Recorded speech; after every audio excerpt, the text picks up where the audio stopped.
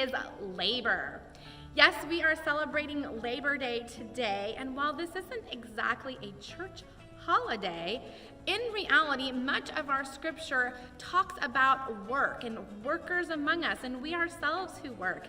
In fact, if you look at Genesis, in the very beginning, God worked to create the world, and on the seventh day, God rested.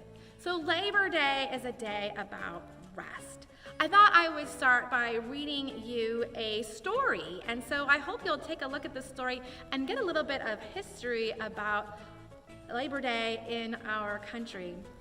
Labor Day by Meredith Dash.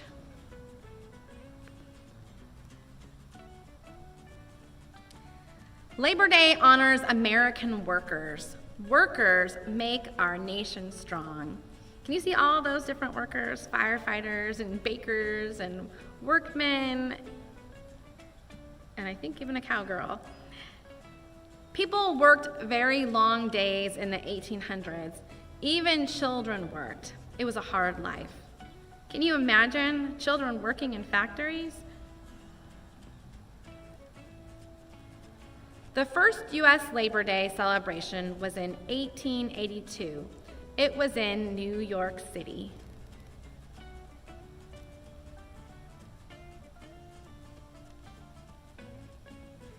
Labor Day was meant to give workers a voice. Workers joined together. They wanted better working conditions. They wanted rights.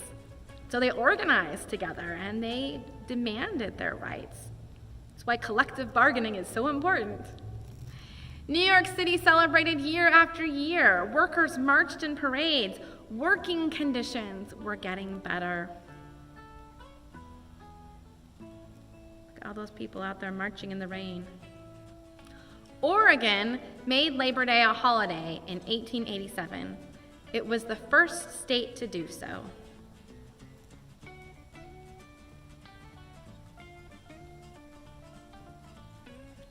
On June 28, 1894, Labor Day became a national holiday. President Grover Cleveland signed it into law.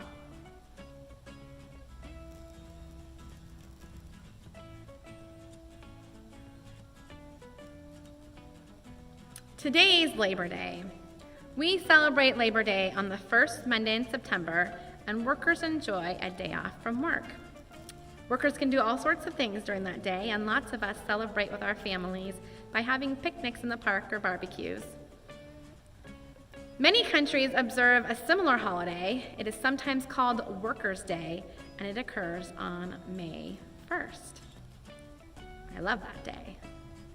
Joining with immigrants from around the world to stand up for worker rights. I hope you enjoyed this story about the American observation of Labor Day. Can you believe that there was a time when children were working and they were working in factories and doing hard work and not getting paid very much at all? It's thanks to the people who came together to fight for the rights of the workers that we don't have child labor anymore, and you can go to school and focus on growing your bodies and your minds so that you can give back to community. So today we pause and say thank you to the workers who make our lives possible, who work in our community. Many people are taking tomorrow off, but we know that there are many who are not taking tomorrow off. So I want to pause and say thank you to all of the workers. And after this last year and a half in pandemic, we recognize how essential workers are.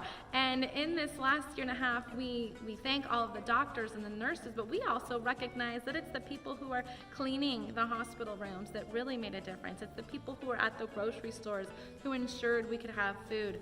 Many of these people are interfacing with dozens and even hundreds of people a day, putting themselves at risk. And we are so thankful to the work that they've done. So I want you to leave this space, whether you're here with us at church or you're watching at home, and if you see somebody working today or tomorrow or into the future, tell them thank you. Thank you for giving of yourself and making a difference in our community and in our lives personally. Let's continue to fight for the rights of the workers, because even though Labor Day is not a church holiday, God calls us to speak out on behalf of workers everywhere, that they might have a just working environment, and they might find that their work is sacred, respected, and everybody deserves the dignity of that. So, thanks for keeping it fresh.